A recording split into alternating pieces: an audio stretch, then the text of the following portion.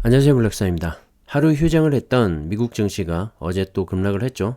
역시 우크라이나를 둘러싼 위기가 현실화되면서 좋지 못한 하루였습니다. 러시아는 우크라이나 동부 돈바스 지역의 칠러 분리주의 세력인 도네츠크 인민공화국과 루간스크 인민공화국의 독립을 승인하고 평화 유지를 목적으로 러시아군에 진입 명령을 내렸죠. 바이든 미국 대통령은 사실상 침공의 시작이라고 보고 러시아에 대한 여러 가지 경제 제재 조치들을 발표했습니다.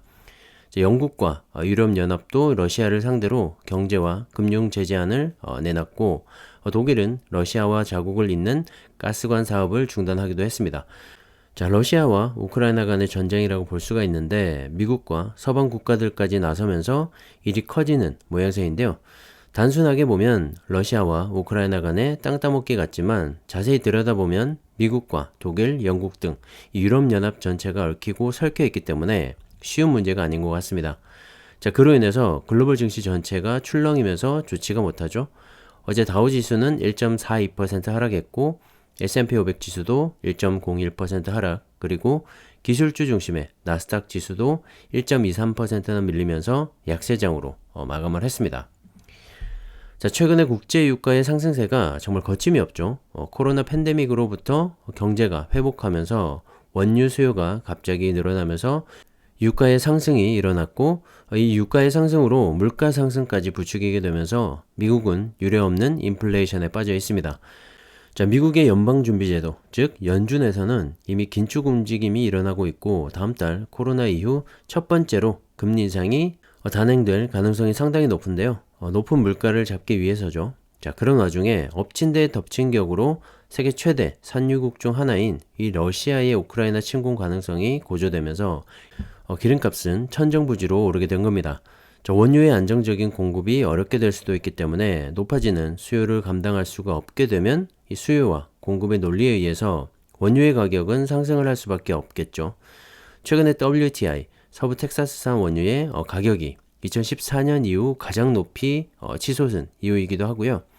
현재는 배럴당 91.91달러 수준이지만 언제 이 100달러를 넘어설지 모르는 그런 상황입니다. 자, 미국이 러시아 사태에 민감하게 반응하는 이유 중에 하나이고요. 미국의 경기가 안정되기 전에 외부적인 요인으로 이 원유의 상승까지 일어나게 된다면 미국의 인플레이션은 좀 더 오래 지속이 될지도 모르고 연준의 좀 더 공격적인 물가 안정책들이 쏟아져 나오게 될지도 모릅니다. 자, 그렇게 되면 증시에는 악영향을 미치게 될 거고 결국엔 미국 경제에도 좋지 않은 그런 결과가 발생하게 되겠죠. 이 외교라는 것이 경제와 밀접하게 맞물려서 돌아가고 있고 지구촌이라는 단어가 생겨나면서부터 어느 한 나라 혹은 어느 한 지역의 문제가 아닌 게 되어버린 것 같습니다. 자, 이번 코로나 팬데믹도 마찬가지고요. 러시아와 우크라이나 간의 전쟁도 결국엔 미국과 유럽에 경제적인 타격을 줄 수 있다는 점이 그런데요. 자, 우리가 투자하고 있는 기업들의 주가가 오르지 않는다고 이 걱정만 할 게 아니라 왜 그런지를 살펴보면 또 이런 내막도 있다는 점을 알아둘 필요도 있을 것 같습니다. 자, 그렇기 때문에 그들의 전쟁이 하루빨리 멈췄으면 하고요. 외교적으로 정말 원만히 해결이 되었으면 합니다. 자, 물론 지금도 물밑 교섭이 활발하게 진행되고 있겠죠. 저는 이번 사태를 계기로 에너지 패권이 정말 무섭구나 하는 걸 다시 한번 느꼈고요.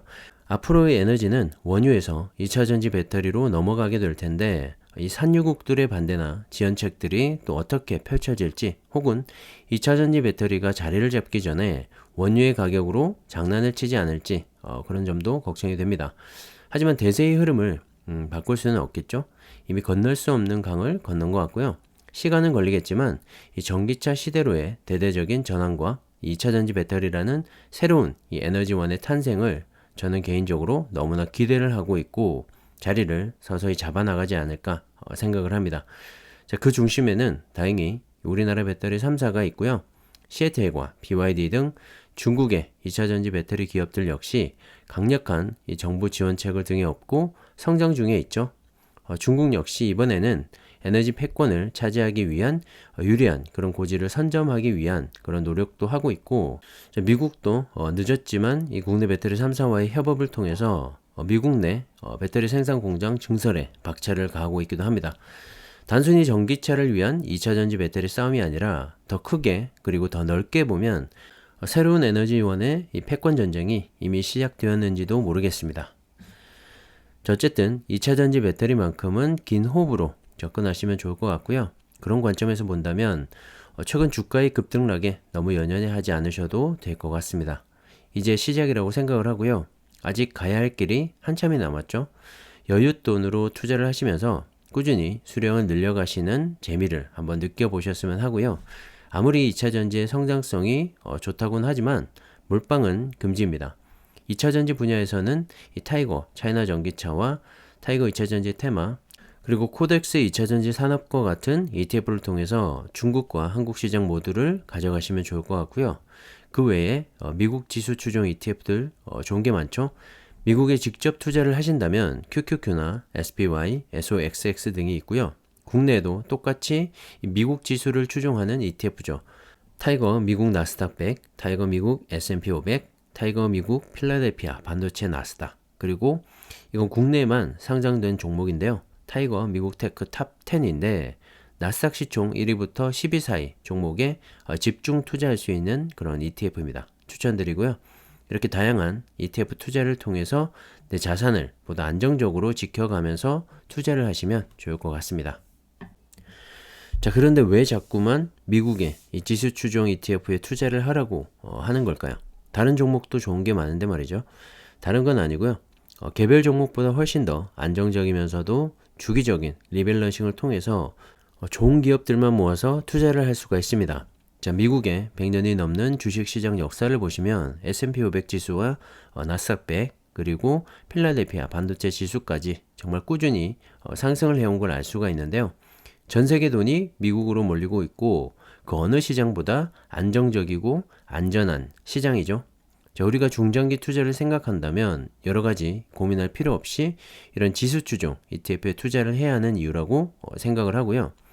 시장이 좋거나 아무리 안 좋다고 해도 개별 종목보다는 훨씬 더 안정적으로 모아갈 수가 있습니다. 게다가 매년 늘어나는 복리 효과까지 누릴 수가 있기 때문에 더욱더 좋은 것 같고요. 최근에 은행 금리가 오르고 있어서 은행 적금으로 갈아타시는 분들이 많다는 기사를 봤는데 저는 정말 개인적으로 반대합니다. 자, 은행 이자가 아무리 높아도 5% 이상 계속 유지가 될 수 있을까요? S&P 500 지수의 연간 평균 상승률이 15% 정도이고 나스닥은 그보다 더 높은 수치인데요. 돈을 은행에 묻어두는 건 은행 좋은 일만 시키는 거죠. 차라리 뱅크 오브 아메리카나 웰스파고와 같은 미국 금융주에 투자하시기를 추천드려 봅니다. 자, 우리가 살아가고 있는 지금은 투자 없이 쉽게 돈을 모으거나 큰 돈을 벌 수 있는 시대가 아닌 것 같아요. 여러 투자 방법들이 있겠지만 저는 개인적으로 주식을 추천드리고요. 특히 미국 지수 추종 ETF는 반드시 가져가시길 다시 한번 추천드립니다. 그리고 최대한 길게 오랫동안 투자하시면 좋을 것 같고요. 노자금이라고 생각하고 투자해 보시면 어떨까 합니다. 자, 오늘은 여기까지 하겠습니다. 감사합니다.